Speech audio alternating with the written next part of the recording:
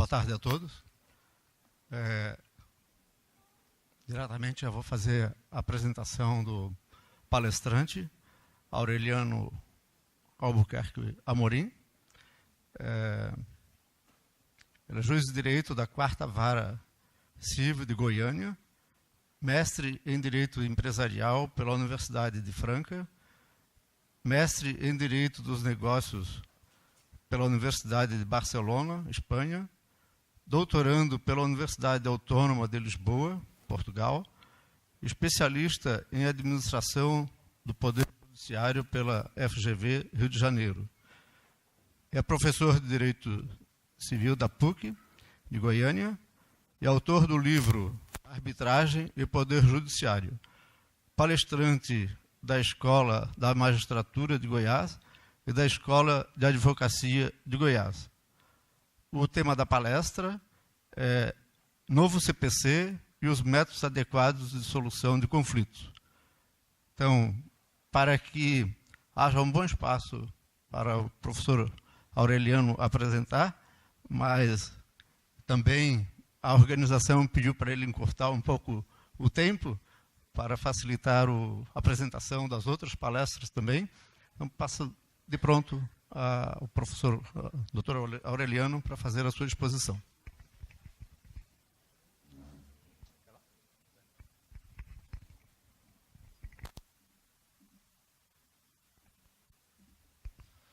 Boa tarde a todos vocês. Estão me ouvindo bem? Está claro? Está alto? Ou está baixo? Está tranquilo, né? Tá joia. Meu nome é Aureliano Albuquerque Amorim, sou juiz de direito em Goiás. Tenho uma honra e um prazer muito grande estar aqui hoje para conversar com vocês por uns 30 minutos, se eu não me engano. Meu tempo é esse? 30, 50, 2 horas, 3 horas? 30 minutos, perfeito. A respeito de um tema que é bastante interessante para aqueles que trabalham junto ao sistema de arbitragem, mediação e conciliação. Em que pese morar lá no coração do país, né, eu gosto muito de Santa Catarina, já estive em Florianópolis por 2 vezes, da última vez já faz 1 ano. Tenho muito boas lembranças. Quando estive aqui, resolvi um problema que estava me atormentando a vida, graças a um grande profissional médico que atua na cidade de Florianópolis. Tenho um filho que teve um pequeno problema cardíaco e eu fiquei sabendo que o melhor profissional estava aqui em Santa Catarina, em Florianópolis. E o Dr. André Dávila me atendeu, fizemos uma cirurgia que deu tudo certo e meu filho, com 23 anos de idade, a cópia do pai, até no tamanho, né, está muito bem de saúde, e eu agradeço muito a Deus e também a todos os catarinenses por ter me tirado esse grande problema da cabeça, né? Então a gente está aqui com uma graça muito grande de Deus para poder conversar com vocês e relatar para vocês também essas circunstâncias que me faz lembrar com muito carinho de Santa Catarina. Quando nós vamos estudar o direito processual civil, quando nós vamos verificar que a sociedade precisa e muito, né, precisa e muito da solução de conflitos, né? A gente tem uma quantidade de pessoas cada vez maior com problemas. Para os senhores terem uma ideia, o IPEA fez uma pesquisa e ele perguntou: você já teve algum direito violado? Aqueles que respondeu sim, ele perguntou: você foi à justiça? Senhores, apenas 1/3 respondeu que foi à justiça. 2/3 engoliu em seco e não resolveu o seu problema. Isso significa que, se todo mundo for procurar a justiça, nós teremos 3 vezes mais processos em andamento. Eu tenho, na minha vara, em Goiânia, 4.500. Ultrapassaria, então, os 12.000 processos, 13.000 processos, se todo mundo fosse atrás da justiça para resolver os seus problemas. Como nós não temos a mínima condição de atender isso, nenhuma condição de atender isso é 0. Até eu vi um palestrante anterior ali, falando que a justiça é lenta. Me perdoe, ela não é lenta, ela é sobrecarregada. Né? O índice de produtividade é cada vez maior, no entanto, a quantidade de processos que existe é muito maior do que a gente consegue produzir. E isso, então, gera uma série de problemas que a gente precisa tentar resolver. E, claro, uma das saídas é nós tentarmos fazer com que os sistemas alternativos de solução de conflitos sejam utilizados e consiga resolver essa situação. A edição do novo CPC trouxe uma preocupação muito grande sobre isso. Uma tentativa de fazer com que o judiciário tivesse condição de conceder àqueles que o procuram um serviço de melhor qualidade, um serviço mais ágil, um serviço mais eficiente. É claro, sem perder aquela situação de que temos que ter cuidado para não violar direitos. Temos que ter cuidado para não passar por cima das pessoas, não passar por cima dos interesses, dos direitos, daquilo que ela possui, que precisa ser observado para solucionar o conflito. Nós temos aí na Constituição vários princípios, né? Lei não excluirá da apreciação do Poder Judiciário, princípio da inafastabilidade. Ou seja, a Constituição revela uma preocupação muito grande com a jurisdição. Né? Então, é necessário que a gente tenha essa preocupação para poder trazer para o nosso jurisdicionado uma solução mais rápida, mais ágil dos seus conflitos. Né? O próprio artigo 4º do novo Código de Processo Civil fala que as partes têm o direito de obter em prazo razoável a solução integral do mérito, incluída a atividade satisfativa. O processo não pode ser um fim em si mesmo. O processo tem que ser uma arma, um instrumento para que a gente consiga solucionar conflitos. Esse é o raciocínio que nós temos que ter quando nós formos analisar todas as previsões legais do nosso Código de Processo Civil. Nós ainda não temos, na nossa realidade jurídica, né, condenações por atraso na prestação jurisdicional. Isso já é muito comum na Europa. Mas aqui ainda não. Né? Talvez porque nós ainda não tenhamos condição realmente de atender a tempo e a hora todos aqueles que nos procuram. Mas vai chegar um dia que isso será cobrado, sim, do Poder Judiciário. Tá? Quando nós falamos em utilizar mediação, conciliação e arbitragem como formas de tentar solucionar os conflitos, não tem como, principalmente no nosso sistema, né, a mediação, a conciliação e a arbitragem sobreviverem sozinhas. Em várias circunstâncias, para que esse sistema também funcione, às vezes é necessário que se vá ao judiciário. Mesmo que as partes escolham um órgão arbitral e lá resolvam seus problemas, eventualmente será necessário procurar o Poder Judiciário. E aí, o tema dessa palestra hoje vai cingir-se exatamente nisso. A relação que a conciliação, a mediação e a arbitragem, até mesmo a negociação, tem aqui dentro do novo CPC. Porque não raras as vezes nós teremos sim que utilizar o Código de Processo Civil para poder viabilizar os interesses numa conciliação, numa mediação, numa arbitragem. O Código de Processo Civil, também conhecido como Código Fux, né, uma alusão ao ministro Luiz Fux, que foi o pai, entre aspas, do Código, né, ele tem um raciocínio muito fértil com relação à conciliação e mediação.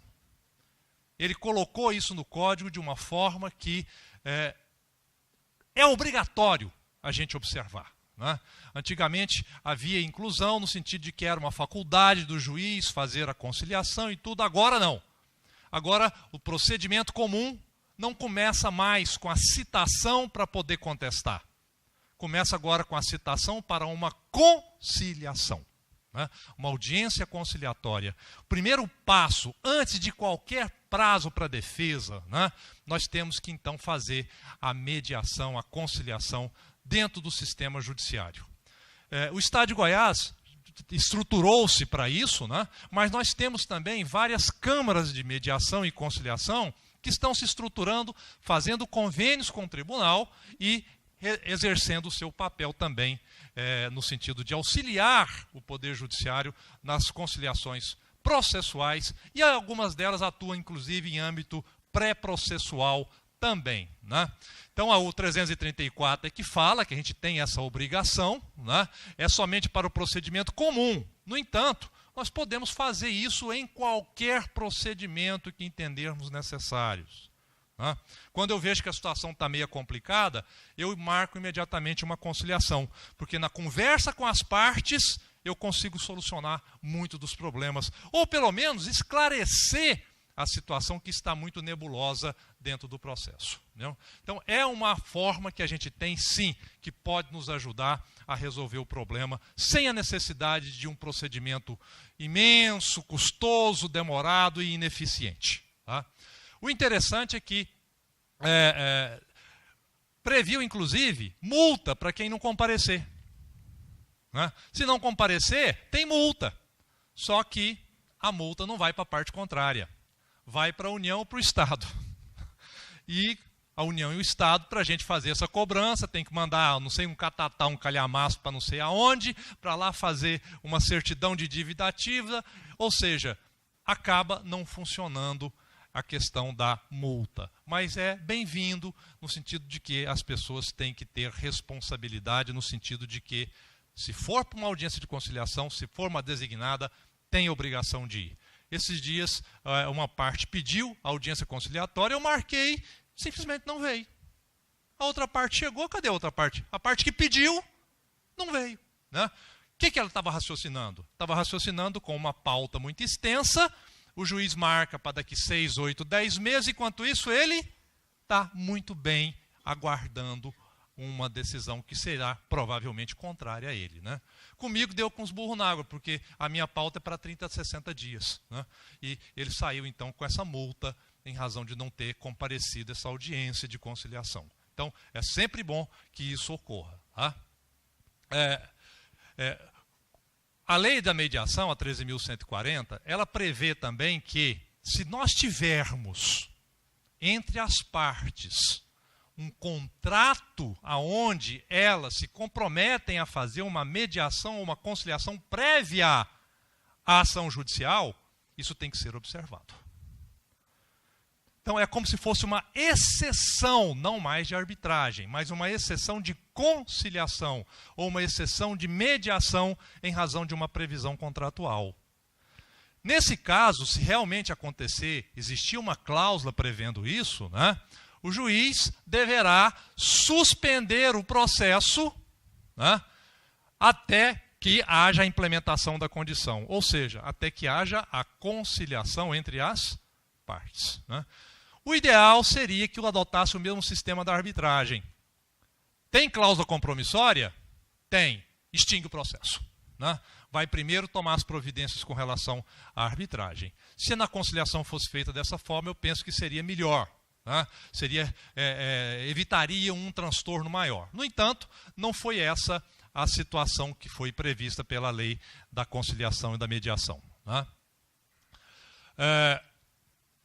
O CPC 2015 previu claramente a questão da arbitragem, né, que é o tema que a gente vai se dedicar um pouco mais agora, certo? O artigo 3º fala, né, que é permitida a arbitragem na forma da lei, entendeu? E traz também, no parágrafo 3º, a conciliação, a mediação e outros métodos de solução consensual de conflitos deverão ser estimulados por juízes, advogados, defensores públicos e membros do Ministério Público, inclusive no curso do processo judicial. Nós não vemos isso aqui. Está na lei e a gente não vê isso aqui. Não é fácil, não é comum encontrarmos profissionais do direito que estimulem a utilização desses métodos alternativos, entre aspas, ou adequados, como muita gente gosta de chamar, e eu também, de solução de conflitos. Isso porque a nossa cultura ainda é muito arraigada na cultura do litígio. E essa cultura não é fácil de ser modificada, né? Já modificou muito, já melhorou muito. No entanto, ainda temos grandes dificuldades de estimular as pessoas a resolverem os problemas por esses métodos, né? E está na lei, já é previsão do nosso código que isso aconteça. Quando há, no caso da arbitragem, né, quando houver a exceção de arbitragem, o 485 diz que o juiz não adentrará o mérito se ele acolher a alegação de existência de convenção de arbitragem ou quando o juiz arbitral reconhecer a sua competência. Aqui nós temos uma situação bastante interessante, né? A pessoa entra na justiça, no poder judiciário, a outra parte vem e alega a existência da cláusula compromissória. O que colegas meus magistrados fazem? Boa parte deles procura achar uma nulidade na cláusula. Acontece que a lei não diz que ele tem que fazer isso. A lei diz que ele tem que olhar apenas a existência. Ah, mas aqui é uma não sei o que não sei das quantas, eu digo para ele só, a previsão do artigo 8º da lei de arbitragem traz o princípio da competência. Quem tem que analisar primeiro a validade da cláusula é o árbitro. E só depois, numa eventual ação de nulidade de sentença arbitral, é que o juiz poderá fazê-lo. Antes, temos apenas a questão da pura existência da cláusula compromissória. Isso estava indo muito bem até que o Superior Tribunal de Justiça entendeu de criar um outro sistema, que é o sistema da ineficácia da cláusula. Não é mais uma questão de validade e nem de existência, é uma questão de eficácia. Nas relações de consumo, o STJ já afirmou o entendimento de que, mesmo que ela exista, é direito do consumidor desobedecê-la. Independente de qualquer questão que esteja lhe retirando direitos. Vamos supor que ele tem uma cláusula compromissória que elege uma corte arbitral especializada na área de consumo, como a gente vê na Espanha, como a gente vê na Europa, e simplesmente ele fala, não quero. E pronto.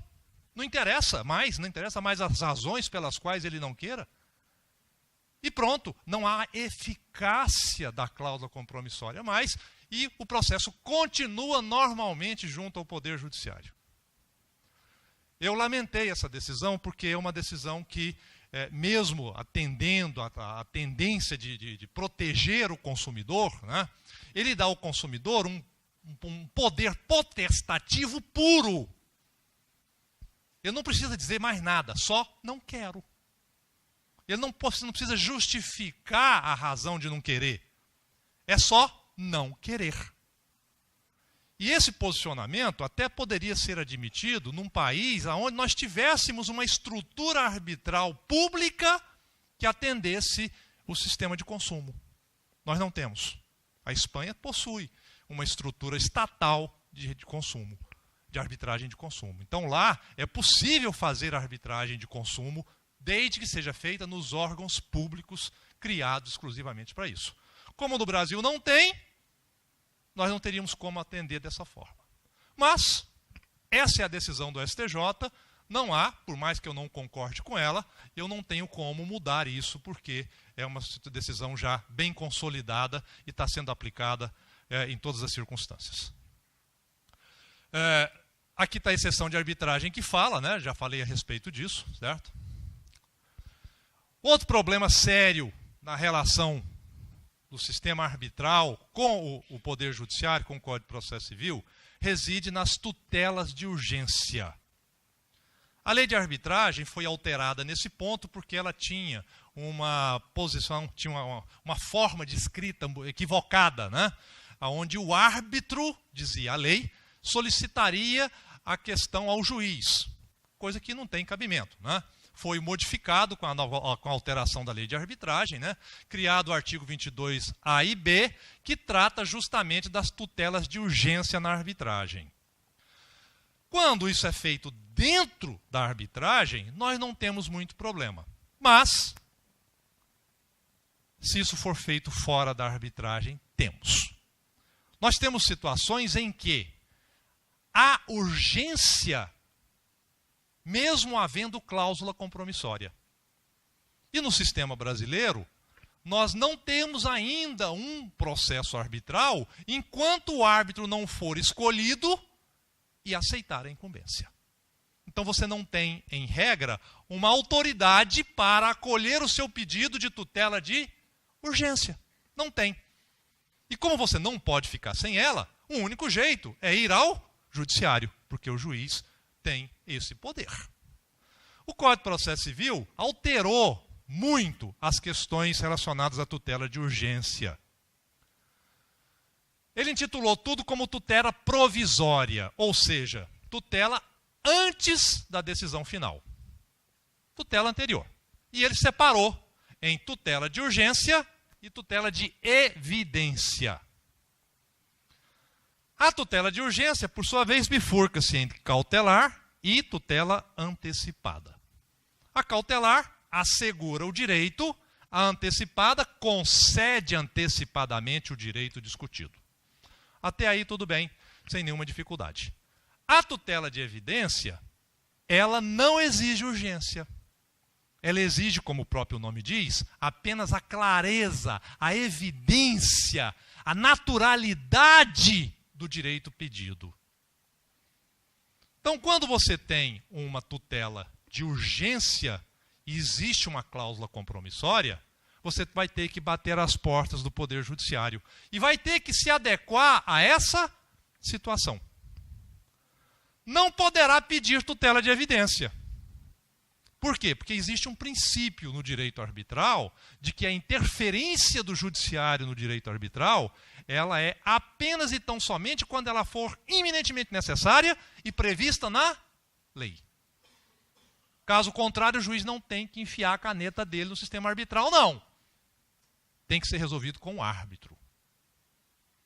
Então, se não tem urgência, aguarde-se a instituição do compromisso arbitral e, com isso, o árbitro avalia a chamada tutela de evidência.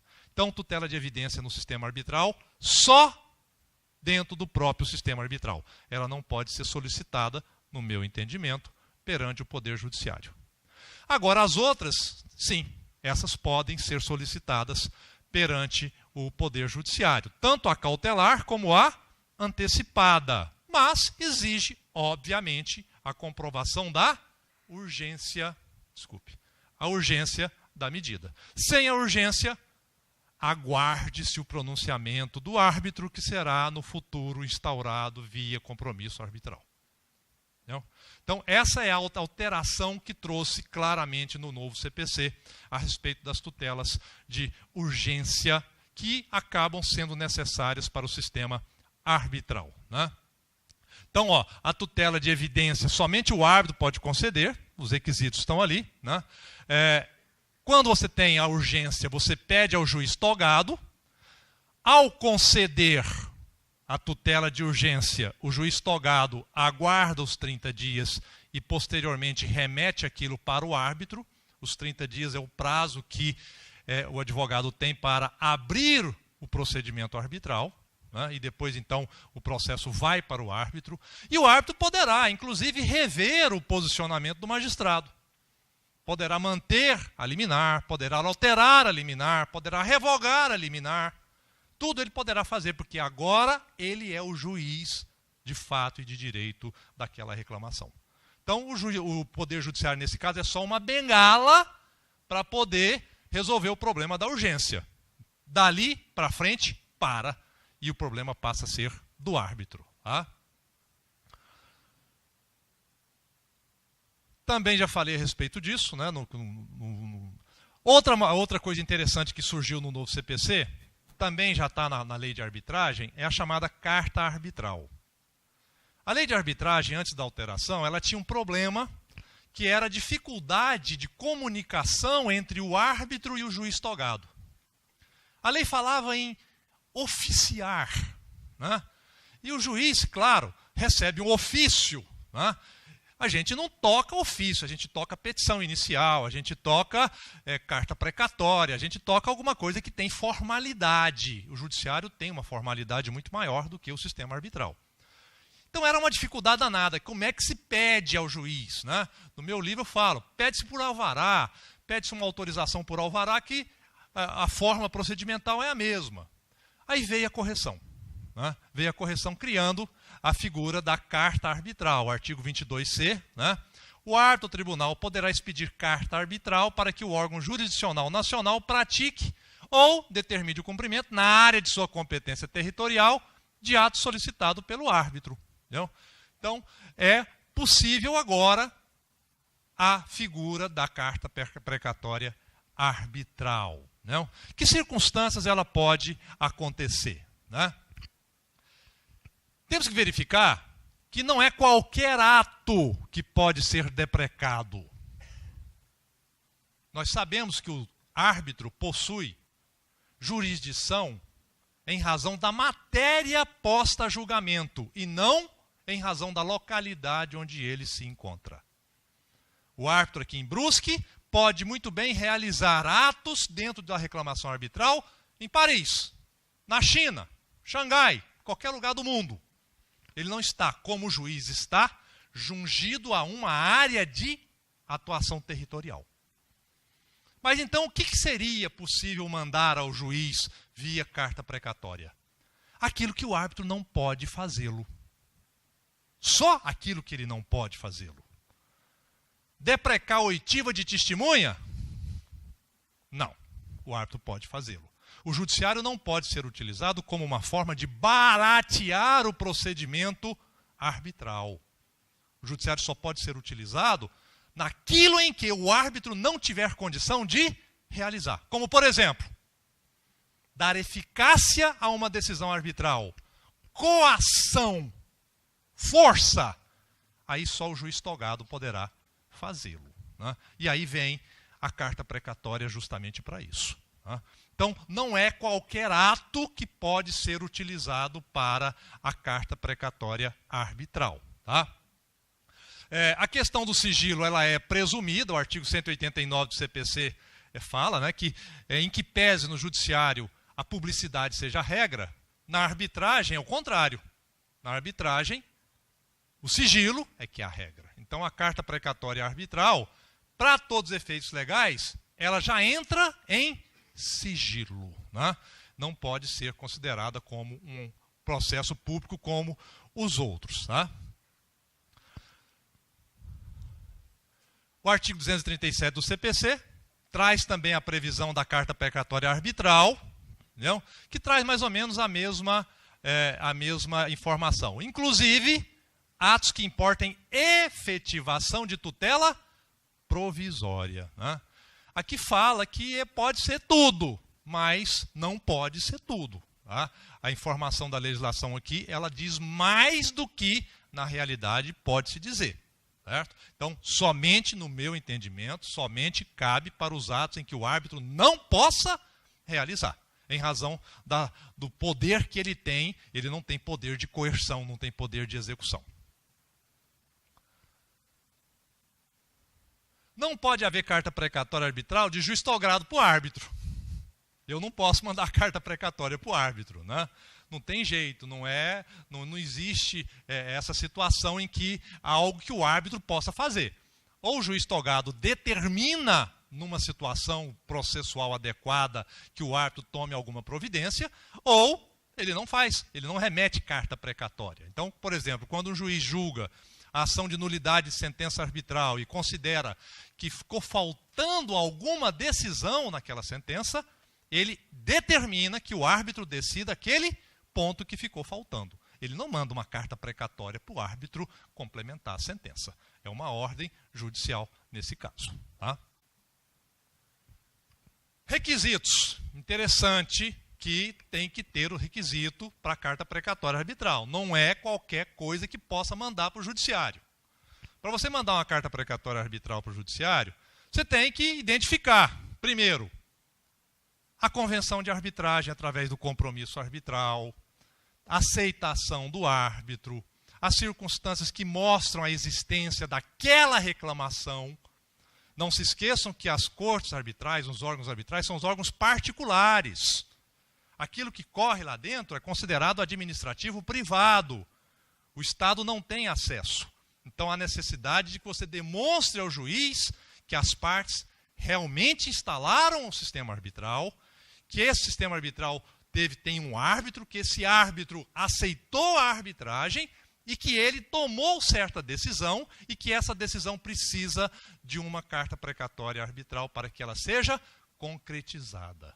Tudo isso tem que deixar claro no processo. Por quê? Porque se o juiz tiver dúvida, ele rejeita. Se tiver dúvida, ele rejeita. Se tiver alguma coisa que não deixa claro para ele o que está acontecendo, ele não vai admitir essa carta precatória.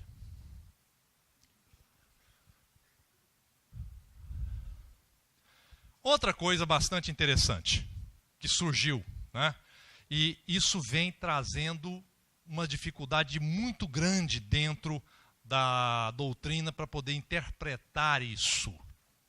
Eu costumo falar nisso aqui, o judiciário ficou com ciúme da arbitragem. Pô, como é que a arbitragem é tão boa, né? Tão rápida? Teve um colega meu que virou para mim e falou assim: Aureliano, é verdade, já faz algum tempo, né? É verdade que o árbitro não tem recurso para a sentença dele? Eu falei, Aureliano, mas você é meio doido, né? Não? Eu falei, por quê? Pô, nós estudamos pra caramba, estudamos feito um louco, somos muito preparados, passamos num concurso que só aprova 1%. Qualquer decisão que eu lanço no processo tem recurso. O árbitro, que às vezes nem advogado é, e a decisão dele é irrecorrível. Eu falei, é irrecorrível.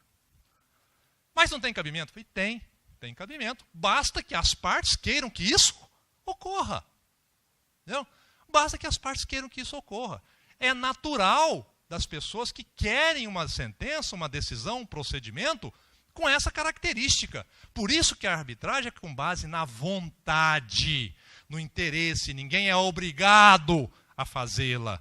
Ninguém é obrigado a assinar uma cláusula compromissória. Mas a partir do momento que assinou, tem a obrigação de cumpri-la. Né? Então o judiciário ficou com ciúmezinho disso. Será que nós podemos trazer a maleabilidade do sistema arbitral para o judiciário? Será que a gente tem condição de resolver os problemas tão agilmente e eficientemente quanto o sistema arbitral o faz? E aí veio, então, o artigo 190 do nosso Código de Processo Civil. Olha só. Versando o processo sobre direitos que admitam autocomposição, é mais amplo do que direito patrimonial disponível. Né? É lícito às partes plenamente capazes de estipular mudanças no procedimento para ajustá-los às especificidades da causa e convencionar sobre os seus ônus, poderes, faculdades e deveres processuais antes ou durante o processo. Se a gente olhar isso aqui meio rápido, as partes podem fazer tudo. Pode convencionar prazo, pode reduzir prazo, pode aumentar prazo. Será que parte poderá também dizer que o juiz, por exemplo, não poderá decidir com base no Código Civil, mas sim só em legislações extraordinárias? Como é possível dentro da arbitragem? Na arbitragem é perfeitamente possível fazer isso. Senhor árbitro, o senhor vai decidir essa causa, mas esqueça o Código de Defesa do Consumidor. Esqueça as normas nacionais, aplique só as normas internacionais. Perfeitamente possível. Nenhuma dificuldade. Podemos fazer isso aqui, dentro do judiciário? A doutrina está louca. Tem gente falando de tudo nessa história. De tudo. Entendeu? E, de fato, é uma realidade que a gente não tem costume com ela. O que nós já tínhamos a respeito disso? Fixação de foro de eleição. Nós tínhamos foro de eleição. é uma coisa que as partes fixam e a gente tem que atender. Né? Praticamente, desistência com concordância. Basicamente era isso que tinha. Agora não. Agora o trem abriu. Né? Agora o trem abriu. Certo? E aí, ó, nós temos aí a necessidade de uma adequação da jurisdição ao caso concreto. Se eu tenho uma jurisdição que quer atender bem o nosso jurisdicionado, eu preciso me adequar às necessidades dele. Eu preciso moldar o poder judiciário de acordo com a situação em concreto, porque só assim eu vou conseguir decidir rápido e eficientemente. Então, a previsão do Código é tentar dar ao judiciário essa maleabilidade para poder adequar-se ao caso concreto. Beleza. Está dentro daquilo que nós falamos no início da nossa conversa, de que o judiciário deve atender a uma prestação, deve fornecer uma prestação jurisdicional rápida e eficiente. Né? Eficiência e eficácia da prestação jurisdicional. Flexibilidade do sistema arbitral. Né? Então, tudo isso é uma possibilidade que nós vamos ter que raciocinar. Tá? Olha só, nós temos dois tipos de situação dessa natureza. Nós temos relativa ao direito das partes, ônus, poderes, faculdades, deveres processuais, antes ou durante o processo. Então, a parte pode convencionar, por exemplo, que ela não irá solicitar produção de prova testemunhal. É um direito que ela tem, ela pode, junto com a outra, chegar a essa conclusão através de um acordo processual. Beleza. Até então, joia. Né? Mas nós temos um outro tipo também de acordo, que é relativo à atividade jurisdicional, procedimento, competência, designação de árbitro, calendário, de árbitro não, aqui é perito, tá? Desculpe. Designação de perito, calendário. Já pensou se as partes chegam até mim e falam assim, doutor Aureliano, o nosso processo está em tramitação há 10 anos, está aqui os 25 volumes, não tem mais papel, porque é tudo eletrônico, né? Mas vamos supor que tenha. Né?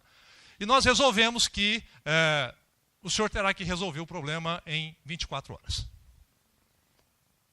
É o nosso acordo processual. E aí? Se nós formos raciocinar e olhar a legislação, o artigo 191.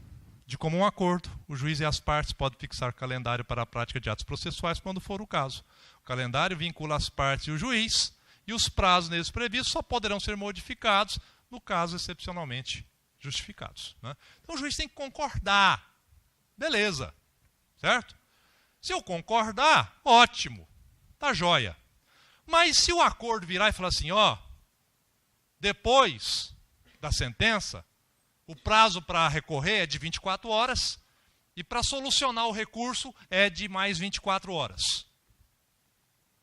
Eu estou falando em termos muito curtos para que vocês saibam da pressão que isso pode acontecer. Né? E aí, se eu concordar, e o desembargador que vai olhar lá, ele não concordou. Será ele obrigado? Então, a doutrina vem dizendo o seguinte, ó, quando se trata de acordo relativo à atividade jurisdicional, temos que ter mais cuidado. Por quê? Porque não atinge só o interesse das partes. Atinge o interesse de outras partes. Atinge o interesse do próprio Estado, atinge o interesse do juiz, atinge o interesse de todo o sistema, que não funciona apenas para aquela pessoa.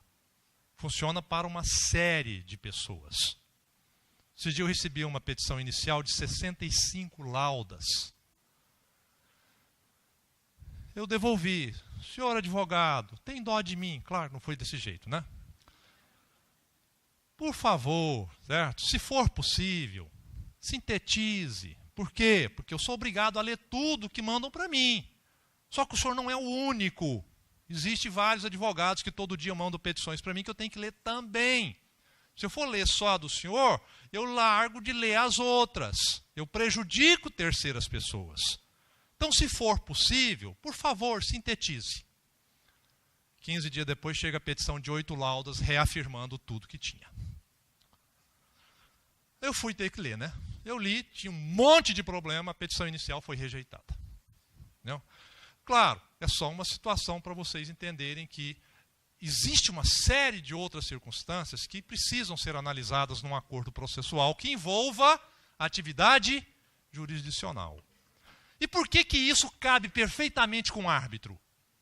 E eu estou dizendo para vocês que não cabe perfeitamente com o judiciário. Por um motivo fácil de ser entendido. O árbitro aceita a reclamação que ele quiser. O árbitro tem liberdade para aceitar a reclamação.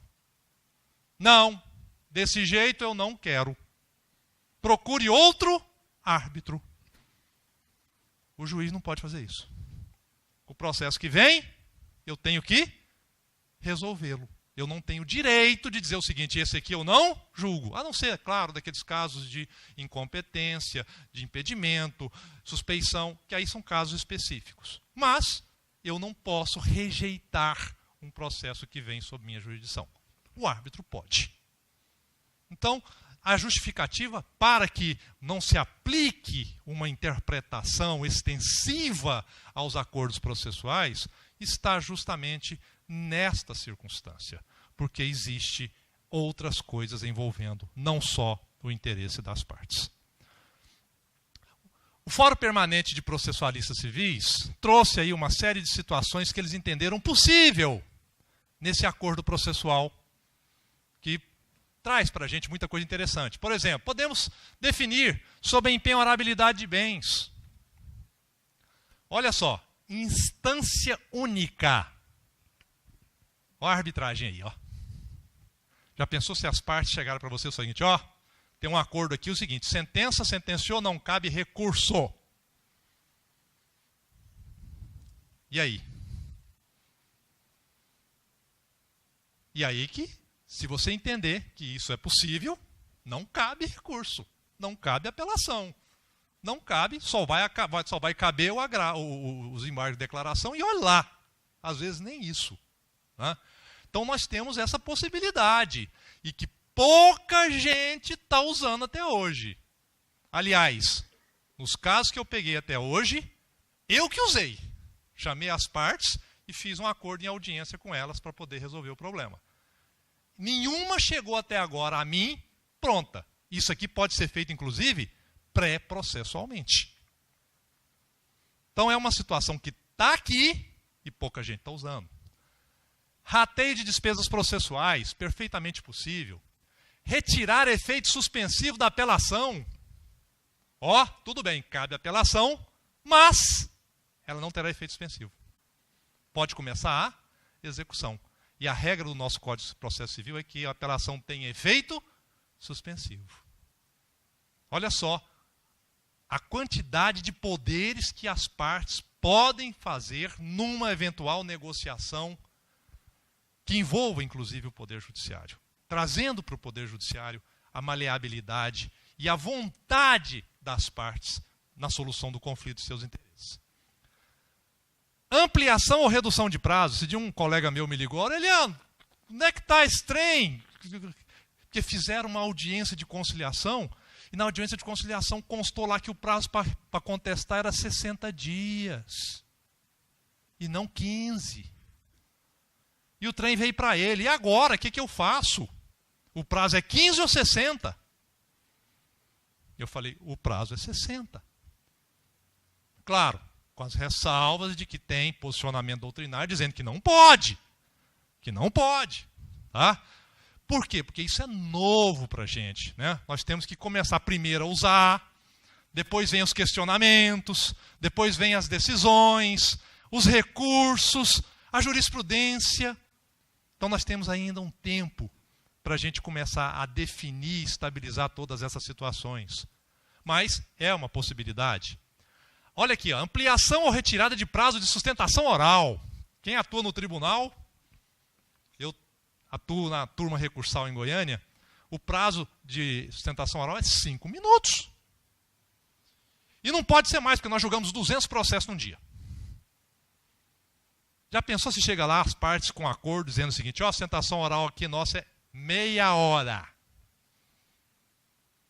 Acabou, não vamos julgar mais nada. Vamos ficar meia hora esperando um, meia hora esperando o outro. Né? E aí, como é que faz? Atinge a jurisdição. Não? Surge um problema que a gente precisa resolver. Né? Mas, pelo fórum permanente, sim, há possibilidade de prazo, de retirada ou ampliação do prazo de sustentação oral. Eu aqui tenho minhas reservas, porque atinge outras pessoas. Né? Calendário processual, já falamos para vocês. Convenção sobre prova. Outro fato interessante, artigo 471, se eu não me engano, do CPC. As partes podem escolher o árbitro não, o perito. E o juiz tem que engolir. Normalmente, quem designa o perito é o juiz.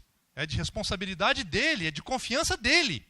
Mas o artigo do Código fala que é possível que as partes o façam. Então vocês estão vendo que um monte de coisa que a gente está vendo dentro do sistema arbitral está vindo devagarzinho, né?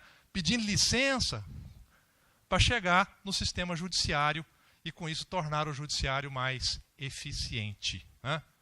Vai bater numa montanha terrível, entendeu? Porque nós sabemos das dificuldades que nós temos de assimilar as circunstâncias novas que vêm dentro de um sistema arbitral. Não? Eu gosto muito de correr. Quando eu estava estudando o sistema arbitral, eu corria pensando, como é que funciona isso, como é que tal, né? E aí eu falo, mas realmente tal, a gente costuma só realmente vivendo, pensando, refletindo, que a gente consegue entender perfeitamente a liberdade da vontade das partes plenamente capazes. Então, se isso, algum dia, trouxer uma melhoria ao Poder Judiciário, vocês podem ter certeza, eu ficaria extremamente satisfeito e feliz. Porque eu, como magistrado, eu sou magistrado há 26 anos, eu sou filho de magistrado, eu sou neto de magistrado. Coisa que eu mais quero é que o judiciário seja algo interessante e bom. Como o pessoal aqui do lado, né, está fazendo bem mesmo, né? O pessoal aqui do Paraná. Certo? Então, tem isso tudo ainda? Mesmo? Sim, porque eu estou encerrando, porque eu olhei o prazo aqui, me deram mais prazo, hein? Que bom, hein? Obrigado. Tá? Então, gente, isso aqui é coisa nova, tá? Isso aqui é coisa que merece estudo mais aprofundado, merece trazer lá de fora o que é que já foi feito lá fora, porque isso vai, sim, alterar significativamente a atividade do Poder Judiciário. E nós, que somos operadores do direito na área de arbitragem, na área de mediação, temos um passo à frente com isso, porque nós já entendemos como isso funciona. Nós já temos a nossa cabeça adequada a essa situação. Então, não tem muita dificuldade para entender. Certo? Mas, basicamente, as alterações, as previsões do nosso CPC a respeito dessas possibilidades, é isso que eu falei para vocês. Eu me adiantei um pouquinho, mas cumpri a meia hora certinho, né? Me deram mais prazo, fico satisfeito.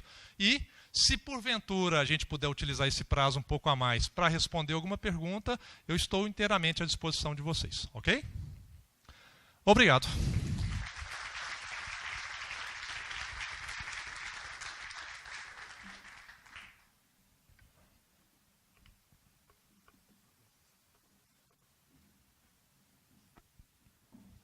Agradecemos a brilhante apresentação do Dr. Aureliano e abrimos um espaço para perguntas, podendo ser oralmente. Então, tem um inscrito, Dr. Damiano, pode fazer a sua pergunta.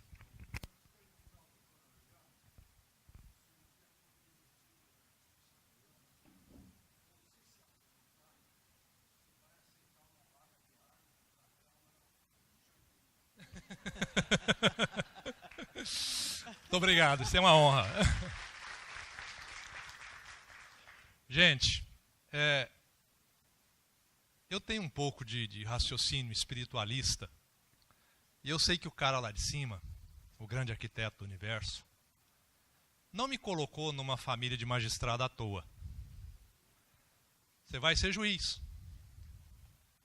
Desde pequeno eu via meu pai, acompanhava. Eu lembro com 10 anos de idade, ele aquele monte de processo nas comarcas do interior do estado, que não tinha energia, não tinha água, não tinha asfalto, não tinha telefone. E eu via a dedicação dele e a importância como magistrado que ele tinha, e eu procurei trazer isso para dentro de mim. Então eu vou ser magistrado até o dia que Deus me permitir. Tem aí uma data de 75 anos, eu estou com 50, então tem 25 pela frente.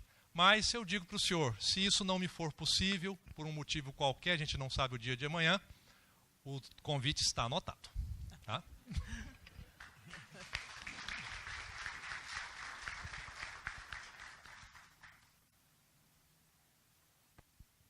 Mais alguma pergunta?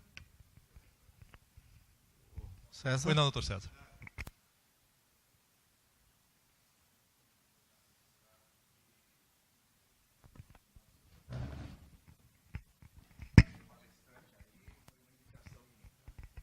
Que eu agradeço. Né? Eu escutei ele. Eu escutei ele durante uma semana na TV Justiça.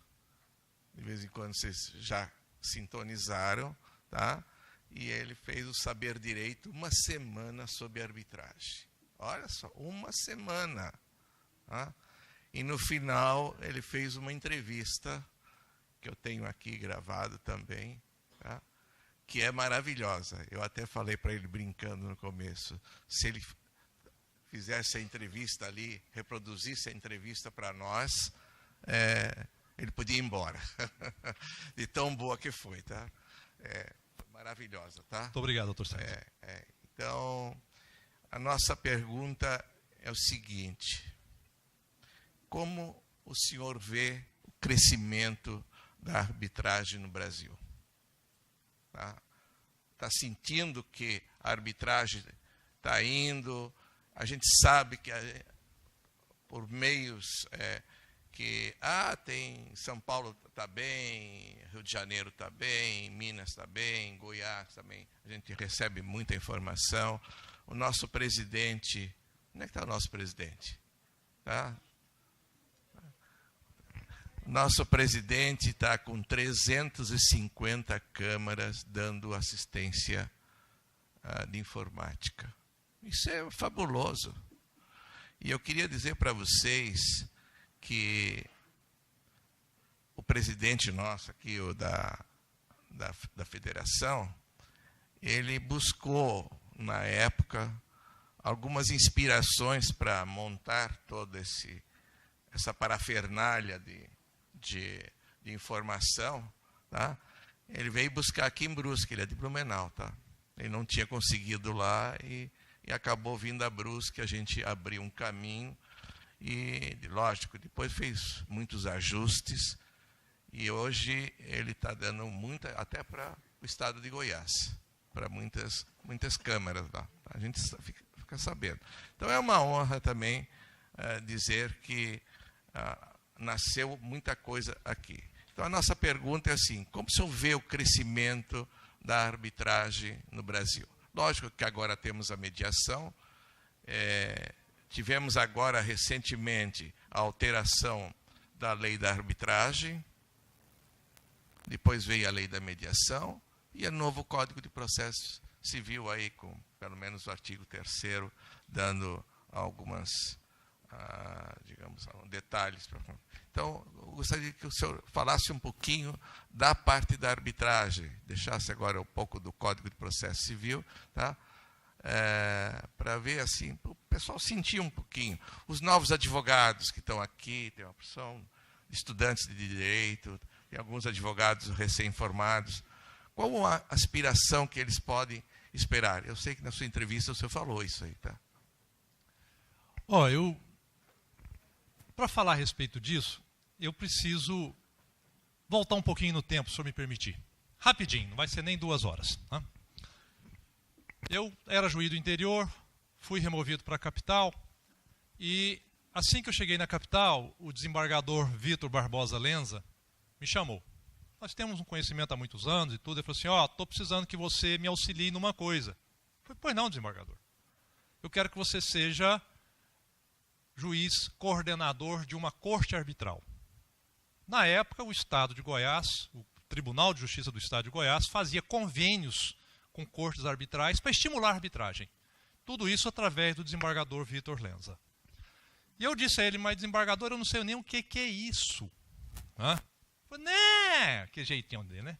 Aquele jeitão de italiano dele. É fácil, tranquilo, tranquilo. Eu falei, não, Eduardo, o senhor está falando que é fácil, né? Eu não sou, quem sou eu para dizer o contrário, né? Estou aqui, sou seu criado. Pronto, caí como juiz coordenador da maior corte arbitral de Goiás. Hoje ela julga, decide entre arbitragem e conciliação 5.000 casos ano. E eu caí lá e comecei a ter que estudar, né? Aprender isso e tal. E aquele sistema que ele bolou funcionava muito bem. O Estado de Goiás tinha uma quantidade de arbitragem muito maior do que o normal para aquela época. E nós tínhamos no Distrito Federal uma outra realidade. Uma realidade onde pessoas queriam se aproveitar do sistema arbitral. Um lugar onde as pessoas não tinham a ética necessária e começaram a fazer carteirinha de juiz arbitral. Começaram a dar carteirada na rua. Não? E o resultado disso foi que, como estava no centro do poder, né, isso contaminou o Conselho Nacional de Justiça, e o Conselho Nacional de Justiça simplesmente determinou que no Estado de Goiás nós deveríamos romper todos os convênios, que a arbitragem tinha que ficar para lá e o judiciário para cá. Nós tivemos que cumprir. Claro, a arbitragem caiu um pouco em Goiás em razão disso, mas depois se desenvolveu novamente, né, e ela tem hoje demonstrado uma existência bem profícua mesmo, né? Mas o que eu quero dizer para vocês é o seguinte, a arbitragem só está se desenvolvendo em razão de 2 motivos. 2. O primeiro motivo é que as empresas, as pessoas, não aguentam mais a incapacidade do Estado. Um processo que entra e demora 5, 8, 10 anos para ser decidido definitivamente, isso é inadmissível.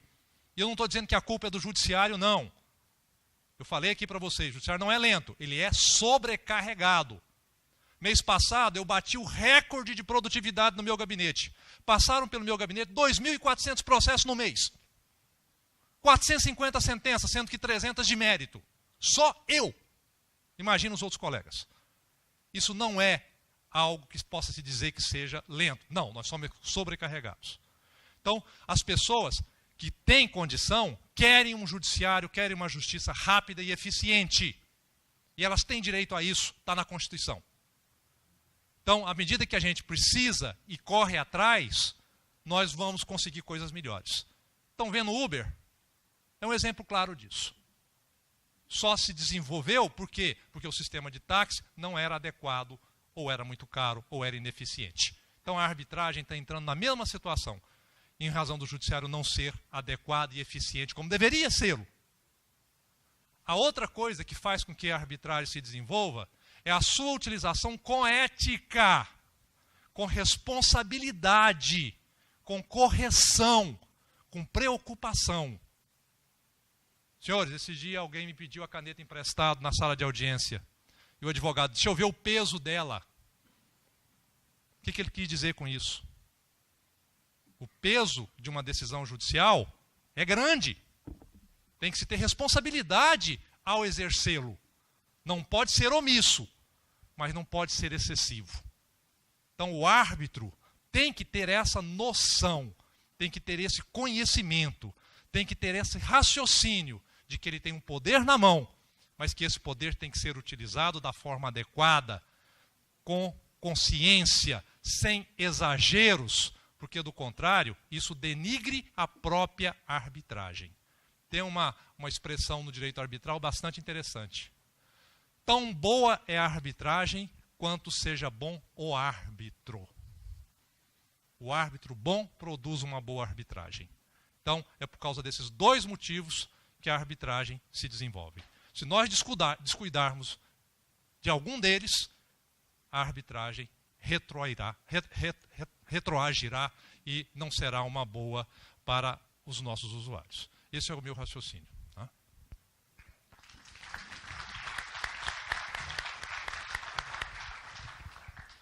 Muito obrigado. Você tem uma pergunta lá? Tem Sim. uma escrita, eu vou passar para o professor Perfeito. Agripino logo em seguida. Então, uma pergunta de Sandra Pires. Ela pergunta sobre um caso no TJ com herdeiros, um impedido por doença pelo Estado, há mais de 8 anos. Tem como reverter se as partes quiserem passar para a arbitragem e os outros herdeiros são pobres? O problema aí está no herdeiro que é incapaz, né? O herdeiro incapaz é um problema para a arbitragem. Mas eu tenho uma boa notícia. Se os herdeiros quiserem realmente fazer algo parecido com a arbitragem, o artigo 190 do Código de Processo Civil prevê a possibilidade.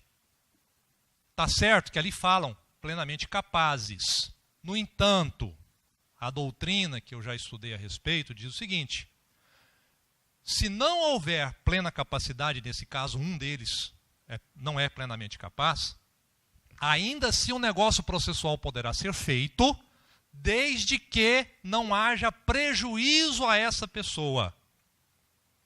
Porque, afinal de contas, não há nulidade sem prejuízo.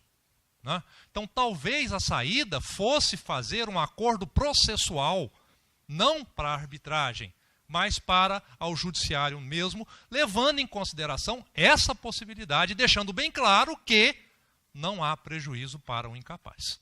Talvez essa seja a saída.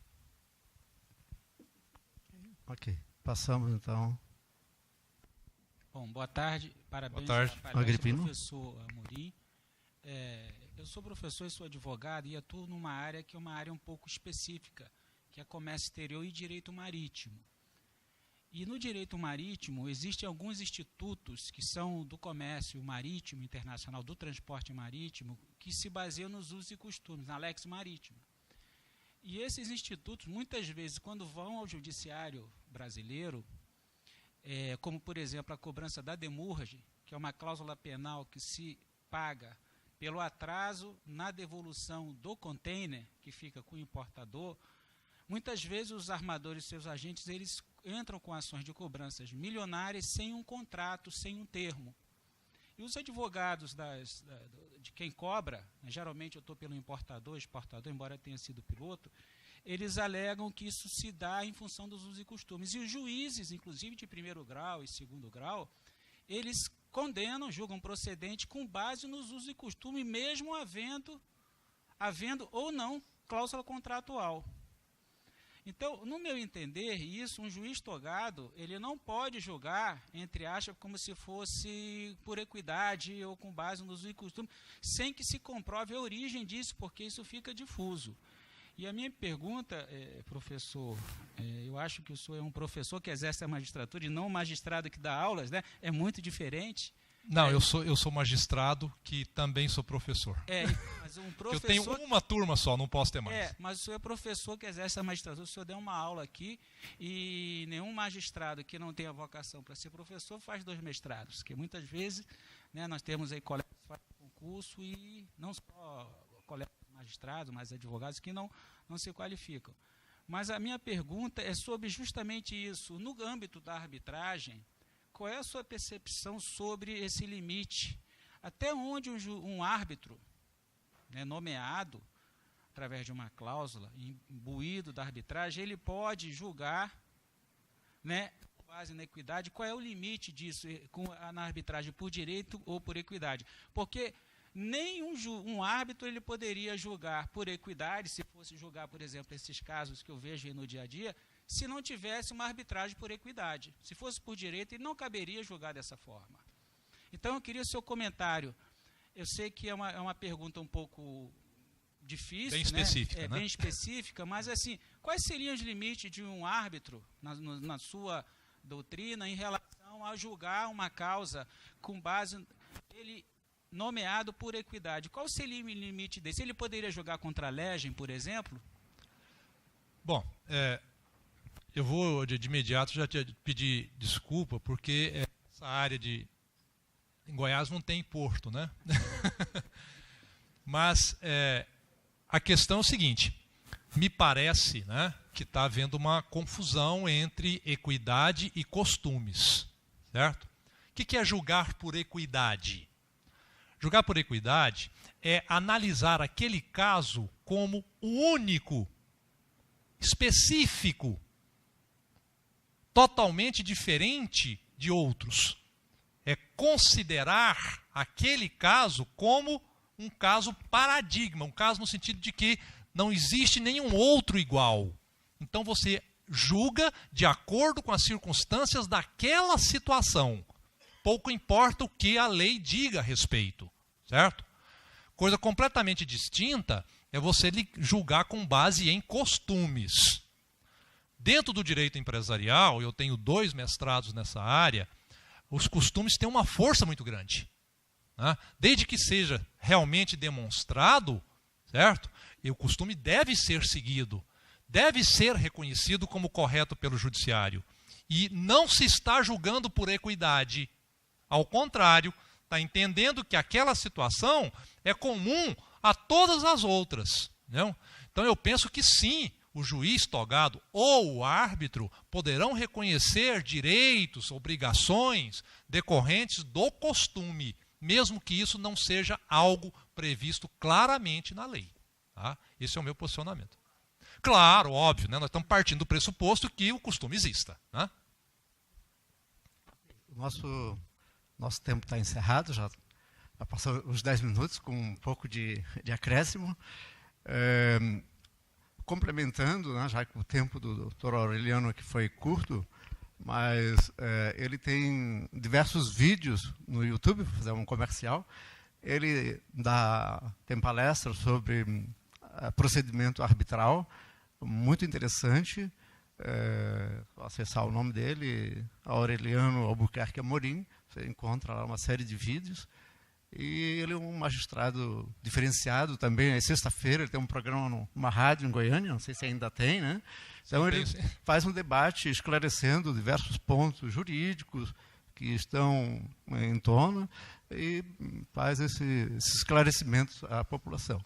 Então, gostaríamos de agradecer. E hoje é o dia dos convites, também se permite a organização de pedir um artigo para a próxima revista de 2018 para ser vinculado na Revista Catarinense de Solução de Conflitos. Será um prazer. Ok. E agradecemos, então, a cordialidade e estamos de braços abertos aqui para recebê-los. Temos aqui, não está sozinho, representante de Goiânia, tem o nosso Trajino, que também é de Goiás, de Goiânia, né? Já foi presidente da FECEMA. E agradecemos, então, em nome da organização, a brilhante apresentação aqui neste evento. Uma salva de palmas novamente. Muito obrigado, então.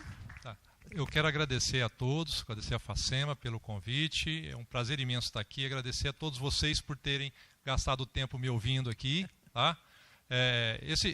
Fazendo um pouquinho aqui da coisa, né? Não é que eu tenho um programa na rádio, eu faço parte de um programa na rádio, né? Se vocês acessarem lá interativa.net, interativafm.net na internet, vocês vão cair numa rádio lá de Goiânia. Tá? Essa rádio, todos os dias de manhã, das 6 às 8h30, ela tem um programa que chama-se Falando Sério. Né? E nas sextas-feiras eu sou um dos debatedores. Né? Então nós debatemos todos os tipos de notícia que aparecem, sejam elas jurídicas ou não.